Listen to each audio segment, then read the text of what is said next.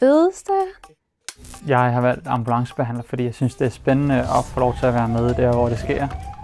Det fedeste ved at studere sundhedsadministrativ koordinator, det er, hvor divers den er. Akutafdeling Slagelse. Jeg er meget nysgerrig, og jeg er egentlig bare fyldt med gåpåmod.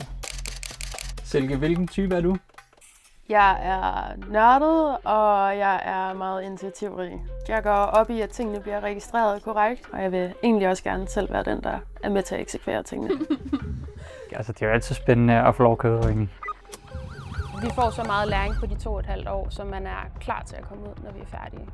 Hvad er det fedeste ved at være ambulancebehandler? Der er ikke 2 dage, der er ens, og der er heller ikke 2 opgaver, der er ens. Det er ægte, det du kommer ud til. Altså, det er folk, der har brug for din hjælp. Man sidder ikke bare på sin flade i løbet af dagen. Man bliver kastet meget ud i det, men der står altid folk bag dig og hjælper dig. Det synes jeg er fedt.